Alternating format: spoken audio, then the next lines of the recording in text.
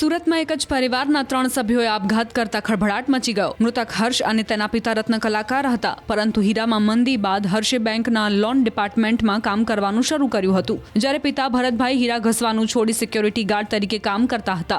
જો કે ઘરમાં આર્થિક સંકળામણ સતત વધી રહી હતી, આથી ત્રણેય ઝેરી દવા ગટગટાવીને જીવન ટૂંકાવ્યું। પોલીસને જે સુસાઇડ નોટ મળી છે તેમાં લખ્યું છે કે ફ્લેટની લોનના 5 હપ્તા બાઉન્સ થયા હતા। ફ્લેટનો સોદો 22 લાખમાં થયો હતો, જેના પેટે સામેવાળાએ ટોકન પેટે 1 લાખ રૂપિયા આપ્યા હતા, પરંતુ કોઈ કારણોસર સોદો કેન્સલ થયો। આથી સામેવાળા ટોકનના રૂપિયા પરત માંગતા હતા। મકાન ખરીદનારની ઉઘરાણીના કારણે પરિવારે સામૂહિક આપઘાત કર્યાનો ઉલ્લેખ કર્યો છે। આ ઉપરાંત હર્ષના પિતાને પિત્તાશયની તકલીફ પણ હતી। પોલીસે સમગ્ર મામલે ઊંડાણપૂર્વકની તપાસ શરૂ કરી છે। મારા બનેવી હીરાનું તો એનો છોકરો બી હીરાનું જ કરતો, પણ દિવાળી પછી એને તકલીફ થોડીક હીરામાં મંદીને કારણે એકદમ ધંધા સ્ટોપ થઈ ગયા અને મારા બનેવીને દવાખાનું આવ્યું। એમાં લોનના હપ્તા ભરાણા નહીં કાંઈ, 4-5 હપ્તા માથે ચડી ગયા હતા। શું કામ કરતા હતા? હીરાનું જ કામ કરતા હતા, 2 જણ।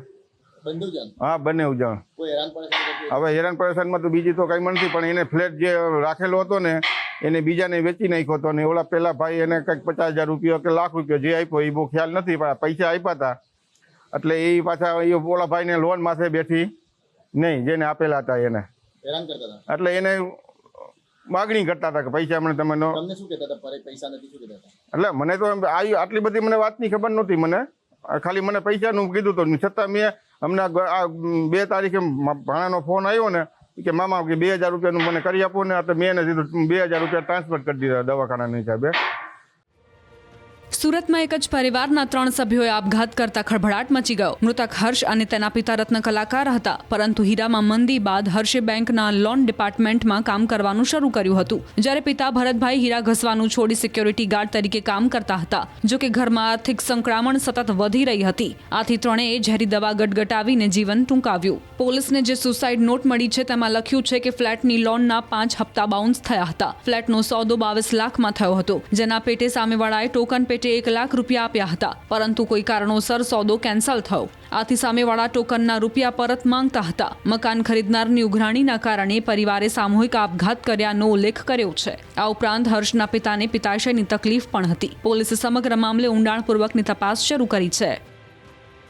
મારા બનેવી હીરાનું તો એનો છોકરો બી હીરાનું જ કરતો, પણ દિવાળી પછી એને તકલીફ થોડીક હીરામાં મંદીને કારણે એકદમ ધંધા સ્ટોપ થઈ ગયા અને મારા બનેવીને દવાખાનું આવ્યું। એમાં લોનના હપ્તા ભરાણા નહીં કાંઈ, 4-5 હપ્તા માથે ચડી ગયા હતા। શું કામ કરતા હતા? હીરાનું જ કામ કરતા હતા, 2 જણ। હા, બંને જણ।